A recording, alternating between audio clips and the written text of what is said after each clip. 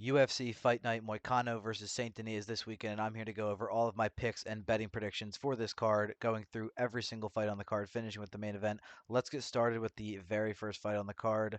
That's going to be Balaji Oki versus Chris Duncan. Two great young prospects here.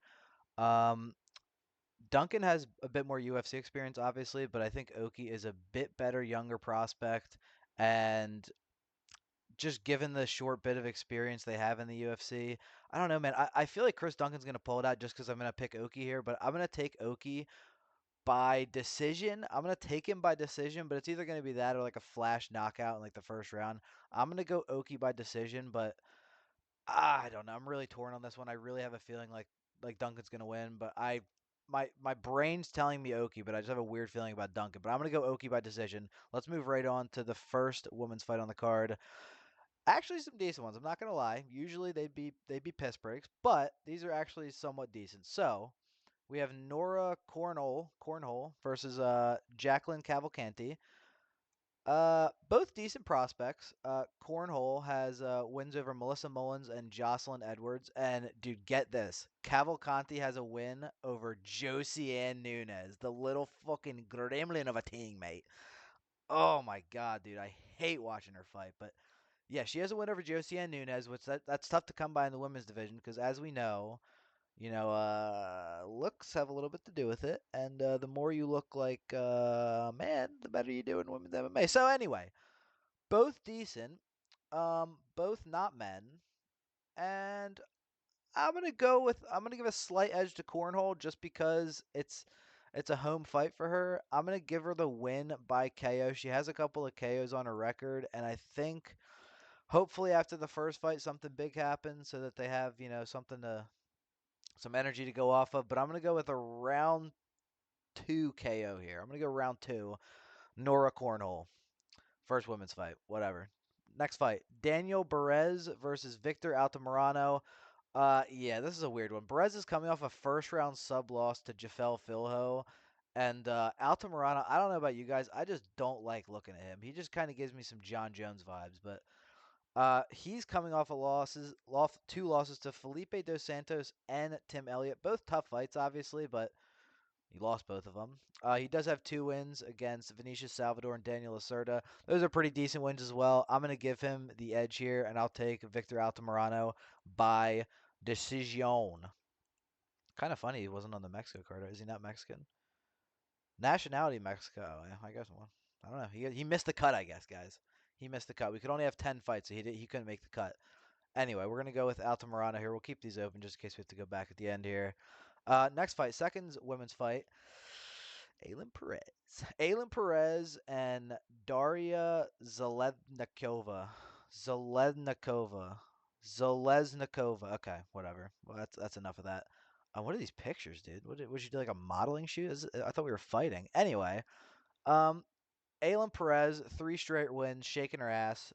Jocelyn Edwards, Lucy Pudilova, and Ashley Evans Smith. Not the best competition, but what do you expect? I mean, it's women's bantamweight. There's really no talent. Anyway, um, three wins in a row though. She's riding pretty on three wins. And Daria just got her first win over Montserrat Rendon. I think that was in the Apex. I remember watching that back in March by decision. Um, I'm gonna take Perez with the more experience. I think she's on more of a roll, and I feel like once you get like a couple wins going in the UFC, especially at that level, because she's probably one fight away from a ranked matchup, I'd imagine. Four wins in a row. I mean, if that doesn't get you a ranked matchup at women's bantamweight, I don't know what the fuck we're doing anymore. But I'm gonna take Perez by decision here. She's a bit of a decision machine. What woman isn't in the UFC? But should be a okay fight to watch. This next one, Taylor Lapilus and Vince Morales. I don't think this is even gonna happen. I don't on ESPN. It's not even showing up that it's a thing. Let's see if they have it on here. It is Vince Morales. Okay, Taylor Lapilus and Vince Morales. Obviously, short notice replacement for Vince Morales. Going to be a layup for Lapilus. Lapulus? No, it is Lapilus. It's a weird ass name. I'm going to take Lapilus by I don't know. Let's see what he usually does here. What do you do, Lapilith? Lapilith. Can I see his last fights or decision? Okay, so So I think we know what we're gonna go with here. Lapalus by decision. That's. I mean, it should just be. He's the hometown guy. It's gonna be a layup for him, especially on short notice too. But whatever. Morales has a chance, but heavy underdog, 16-7. Why does it say number one U.S. West? Anyway, let's move on. That fight's going to be probably an absolute layup for Lapalus. Next fight, Ludovic Klein versus Roosevelt Roberts. Ludovic Klein's pretty interesting to watch. Roosevelt Roberts not so much, but yeah, I mean, I'm gonna keep it simple on this one, dude. If Roosevelt Roberts sucks, and if Klein loses this, loses this, man, that Lapalus name's got me fucked up now. If Klein loses this, there's just no point in picking fights anymore. With that being said, I'm gonna go with Klein by first round KO. Yeah. Anything else would probably just be wrong. All right, next, that was an easy one. Umar Sai versus Dawoon Jung. Pretty decent matchup. Sai's coming off is undefeated, coming off a first round sub over the also undefeated Tuco Tokos. God, that's a fucking name. Back in May, and Jung is coming off of 3 straight losses to Carlos Olberg, Devin Clark, and Dustin Jacoby. Oh God, dude. I mean, if that's not a layup, what are the odds on they have 500? If that's not a layup, I don't know what the fuck is. Sai by first round death. That's crazy, bro. Is he even? Oh, he's from France. Okay, that's why we're laying him up. Okay, well, that's what we do then. At the home events, we do lay him up. Except when you're the Mexicans at the Sphere, then y'all lose. Okay, you're the only ones that can't handle the layups, huh? No, I'm just kidding. Next fight, Iwan Kutelaba versus Ivan Urslan. Kutelaba is probably the most unpredictable fighter I've ever seen. You have absolutely no idea who's going to show up there to fight. And because of that, again, I'm going to keep it simple because there's no point in like breaking it down. Like Kute Laba is a fucking tornado. You never know what's going to happen. I'm going to go with Ivan Urslan by first round KO. All of his last 3 wins, not fights, but wins, are all by first round KO. So I think that's going to be relatively safe here. Seems like a pretty heavy-handed 205 or so. We'll take Kute Laba to get knocked out again. Okay, moving on to the big fights. Well, one big fight. Fares Ziem versus Matt Fravola. This is going to be a good one. I'm excited for this one. Had a tough time picking it, but Ziem is just a decision machine, and I feel like against a super aggressive guy like Fravola, I think he's just going to end up getting caught sooner or later. Just not being, you have to be almost more aggressive than Frivola, like BSD was, and you got to knock him out. You almost have to beat him at his own game. You have to let him overcommit and then make him pay for it. But I don't know if ZM will do that. I'm going to take Frivola by a third round TKO. I don't think he'll get him early. I think ZM will survive for a little bit, but I think eventually the constantly coming forward, the power punches. I mean, Frivola throws power in the third round too, so it wouldn't be a surprise. So I'm going to take Frivola third round TKO. Next fight on the main card, Morgan Sherrier versus Gabriel Miranda. Trying to give Sherrier a bit of a layup here. Minus 550 heavy favorite. I'm going to be honest, dude. I think the odds should be a bit closer. Neither of these guys have really beaten anybody of any kind of, merit. And Sherrier just lost to Shep Mariscal, which he did look pretty good in that.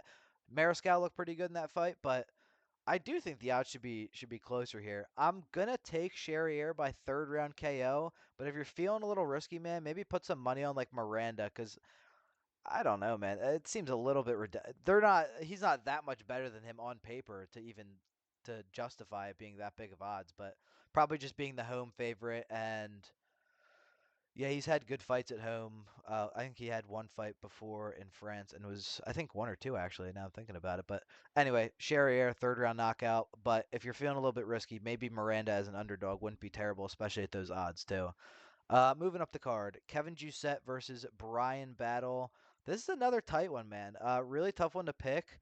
They're kind of similar. Battle's coming off that weird no contest to Ange the Crybaby Lusa, and only lost one fight in the last 5 years, and that was to Renat Fakhretinov.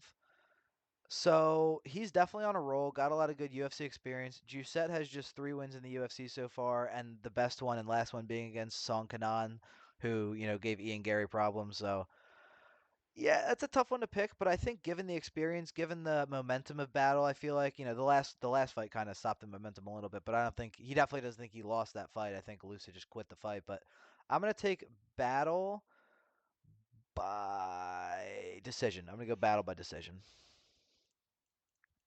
Tough one to pick, but I just think he's on a bit of a roll, and he's been looking pretty good recently. And he's younger than Giuseppe too somehow, even though he has way more UFC experience. So I think the home favorite's probably going to lose in this one. Let's go up the card to the next home favorite: Willem Gomez versus Joe Anderson Brito. Joe Anderson Brito's going to kill this dude. Okay, I'm not even going to waste any time. I'm taking Brito, going to roll through in first round KO. I don't give a fuck. Easy dubs.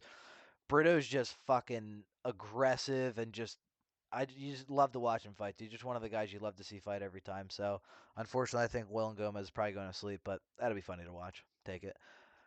Second to last fight, co-main event is Nasruddin Imavov versus Brendan Allen. Another tough one to call, and to be honest, before Imavov's last fight, I would have taken Allen going into this. Allen's on a big win streak in the UFC. It's an 8-win streak at this point, going back to his loss against Chris Curtis in 2021, and his most recent win was the split decision over Chris Curtis. So kind of funny how that came full circle, and now we're here. But the fight over Chris Curtis was not very convincing, and Imavov's last fight over Cannonier, I mean, nobody really does that to Cannonier, man, and Imavov really did fucking beat his ass up. So I like that coming into this. Obviously, Imavov is as a home field advantage here. I like that for him too. It's only 3 rounds, and yeah, I think Imavov just has a little more momentum, a little bit more working for him. I think he's just a better fighter at the moment. Allen's close, man. Like he's close to breaking through to that top echelon, but I feel like this is going to be a test, man. This is really going to test one of these guys. Somebody's going to get exposed here. I think it'll end up being Brandon Allen. I'm going to take Imavov by decision over 3 rounds here. And the main event of the evening, Renato Money Moicano versus Big Money versus Benoit Saint Denis. This is again a tough one, man. A lot of different factors coming into this. Let's see. Yeah, I mean Benoit is a pretty heavy favorite. Almost 7 years younger. That's the biggest thing for me. Uh, Moicano's got a lot. He's got a lot of motivation right now. He's got a lot on the roll right now. He's on a roll. He's doing well. He had that fight over Jalen Turner last time and got knocked down. Got back up. Realistically, he should have gotten finished there if Turner wasn't an idiot, but got back up, ended up getting a TKO of his own. But here's my problem here. I really want to pick Moicano, but dude, if if Benoit drops Moicano like that, like Turner did, he ain't getting back up because Benoit Saint Denis ain't gonna just walk away like fucking Turner did, man. He's gonna pounce on him and not stop until he's done. So and it makes it more tough because it's 5 rounds, and I think if Moicano can get through the first 3 rounds, I think he has him by decision, or he can finish him later in the rounds. I really think that's when Moicano will shine, but I personally just don't see him getting out of the first 2 rounds. I'm gonna take BSD by second round TKO to ground and pound. If Moicano can make it through the second and third round, man, I think he'll win the fight one way or the other come the final bell, if it even gets to that point, if he can't finish him before that. But I just don't see him eating those heavy shots of BSD. I mean, you have to remember BSD's coming off of that loss to Dustin Poirier, that staph infected loss to Dustin Poirier, and he was getting the best of him in the first round and just had no gas in the second round, man. He's gonna, as long as he doesn't have staph or some other extenuating circumstance again, he's gonna have the tank to go. And if he's gonna go that fucking hard, man, I just don't see Moicano getting out of the way of that. Um, Moicano's got like decent wrestling, like really good grappling, obviously, but like I don't know if we'll get him to the ground, and maybe when he's trying, he's gonna get caught. Like I just don't see him getting away from the power shots of BSD. So I'm gonna take BSD second round TKO. I'll be back after the card to recap everything that went down. Hopefully it's a lot of fun, man. A lot of these fights are pretty fun. Not really any shitters on the card. I'm gonna be honest; they're all pretty decent. I'm looking forward to it for sure. Weird start time. It's noon Eastern time in the U.S. So yeah, a little bit early, but I don't mind it. It'll be like an all day kind of thing. And yeah, hope you guys enjoy. Like the video if you like the video. Subscribe for more UFC content, and I'll be back after the card to recap it. Peace.